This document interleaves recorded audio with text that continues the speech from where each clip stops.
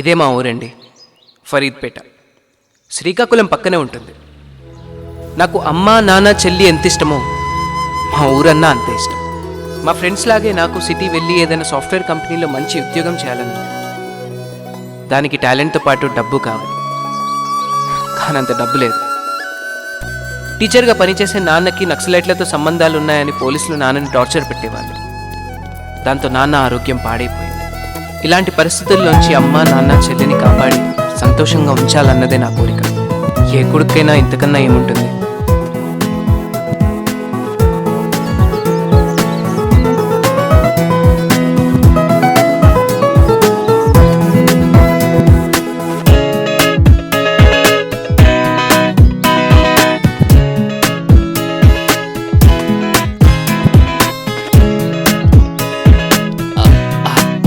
నాన్న, ఈరోజు మీ డాక్టర్ దగ్గరికి వెళ్ళాలి, గుర్తుందా?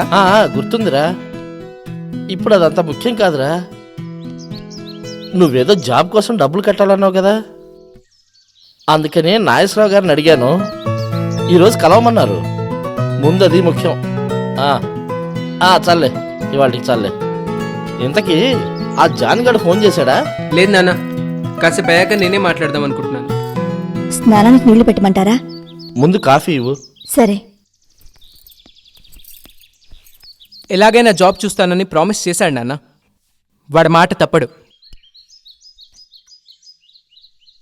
ఇక డబ్బులు అరేంజ్ చేసుకోవడం మాత్రమే ఆలస్యం. అయితే నేను ఇప్పుడే వెళ్ళి నాగేశ్వరరావుని కలుస్తాను. ఈరోజు కాలేజీ సెలవున్నావు కదే, ఇంత పొద్దున్నే ఎక్కడి బయలుదేరుతున్నావు? ఎక్కడికి లేదమ్మా, ఊరికే. కాఫీ రెడీ అయిందా? తాగి చదువుకుంటాను. 2 నిమిషాలు ఆగు, పెడుతున్నాను కదా.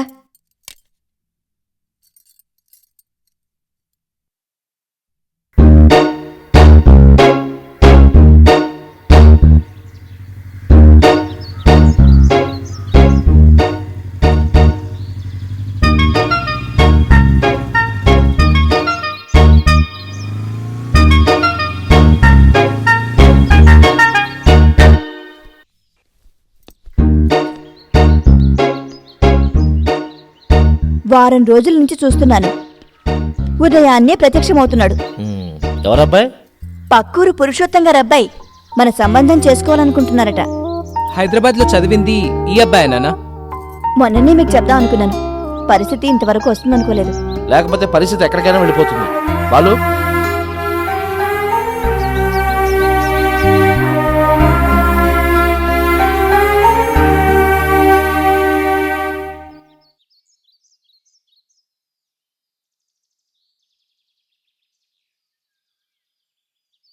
టీ తీసుకో బాబు. నేను ఇంకా బ్రష్ చేయలేదండి.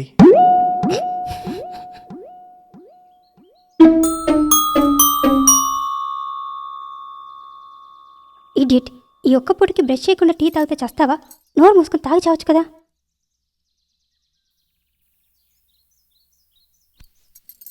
పేరేంటి? సందీప్ అండి. ఏం చదువుకున్నావు? నేను MBA చేశాను. హైదరాబాద్లో జాబ్ ప్రైస్లో ఉన్నాను. నేను పక్కూరు పురుషోత్తం గారి అబ్బాయినండి. మీకు తెలిసే ఉంటుంది.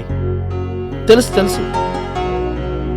కానీ నువ్వు ఉదయాన్నే ఇలా బ్రష్ కూడా చేయకుండా మా ఇంటి చుట్టూ చక్కర్లు కొడుతున్నావని తెలిస్తే మీ నాన్నగారు ఎంత అవమానంగా ఫీల్ అవుతారో ఒకసారి ఆలోచించు.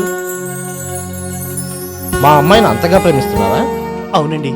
పెళ్లి చేసుకుంటావా? చేసుకుంటానండి. మేము ఒప్పుకోకపోతే లేచిపోదాం అనుకున్నామండి.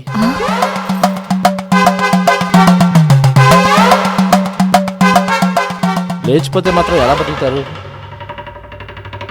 ఉద్యోగం లేదు కదా. ఉద్యోగం చూసుకుంటున్నాను కదండి. పెళ్లి కూడా అప్పుడే చేసుకోవచ్చు కదా. మంచి జాబ్ సంపాదించి మీ అమ్మా నాన్నలను ఒప్పించి తీసుకురా, అప్పుడే అన్ని విషయాలు మాట్లాడుకుందాం. చాలా థ్యాంక్స్ అండి. Thank you very much. ఇంకెప్పుడు అలా వీధిలో తిరగకు. మాకే తెలియని మా ఇంటి విషయాల గురించి ఊరంతా మాట్లాడుకోవడం అసహ్యంగా ఉంటుంది. అలాగేనండి. నీ గురించి ఏమాత్రం బ్యాడ్ రిపోర్ట్స్ వచ్చినా శిరీషను మర్చిపోవాల్సి వస్తుంది. ఓకే? అలాగేనండి. మా శిరీష, కొత్త బ్రష్.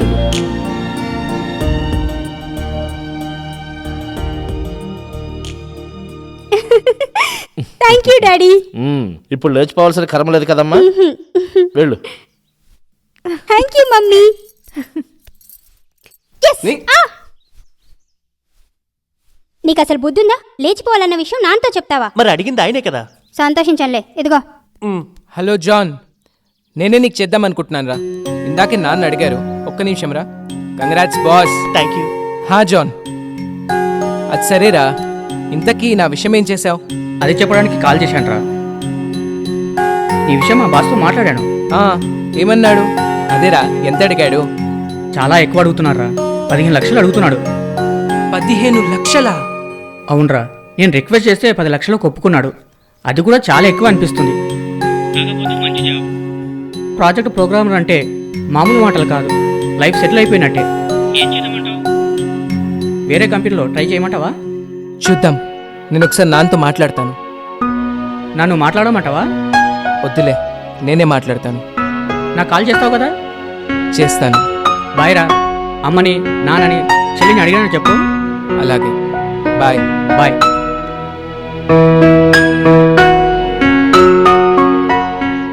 పది లక్షలంటే ఇప్పటికిప్పుడు అంత డబ్బు ఎక్కడి నుంచి వస్తుందిరా? సీత, ఎందుకు ఆవేశపడతావు? వాడు అడగట్లేదు, చెప్తున్నాడు. రెండింటికి తేడా ఏముందండి? చాలా ఉంది. మన పరిస్థితి వాడికి మాత్రం తెలీదా? ఎలా అడుగుతాడు? బాలు, నువ్వు చెప్పిన దాన్ని బట్టి చూస్తే మంచి జాబే అనిపిస్తుంది. ఫస్ట్ టైం ఓ అవకాశం వచ్చింది. నా ప్రయత్నం నేను చేస్తాను. డబ్బు దొరకలేదంటే వేరే జాబ్ చూసుకుందావు కానీ. అలాగే నాన్న. సీత, నేను నాగేశ్వరరావు గారి దగ్గరికి వెళ్ళొస్తాను. టిఫిన్ చేసి వెళ్ళండి. ఇప్పుడు టిఫిన్ చేయటం అంత ముఖ్యం కాదు. వాడికి వచ్చిన అవకాశం జారిపోకుండా చూడటం ముఖ్యం. బయట ఎండగా ఉందండి, సాయంత్రం వెళ్ళకూడదు. ఎండగా ఉందని పనులు మానేస్తామా? శిరీష, గొడుగు తీసుకురా.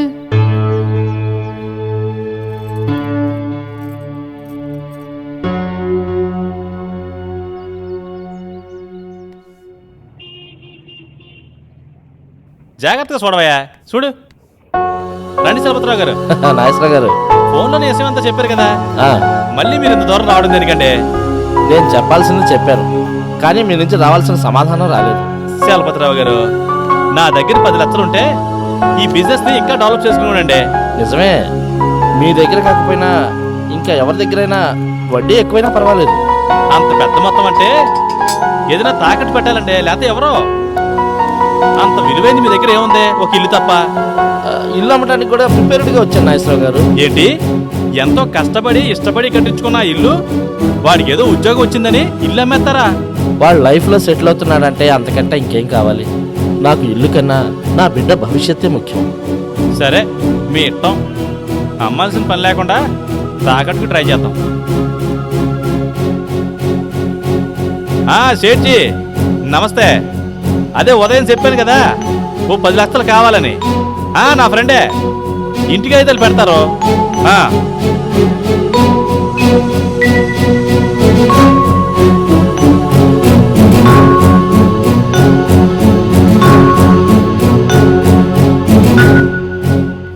చలపతిరావు గారు, మీ పని అయిపోయినట్టేనండి.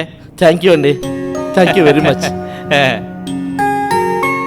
మీ ఇల్లేదో తాకట్టు పెట్టి మరి డబ్బు తెచ్చావట కదా? అవును సార్, ఎలాగైనా ఈ జాబ్ నాకే వచ్చేటట్టు చూడండి సార్. డబ్బు కట్టావు కదా, అయిపోతుందిలే. ఇట్స్ ఓకే సార్, మేము వెళ్ళొస్తాం. అయ్యో మర్చిపోయాను, టీ కాఫీ ఏదైనా? పర్వాలేదు సార్, థ్యాంక్స్. వెళ్ళొస్తాం. Balu, advance congratulations. Thank you sir. Bye.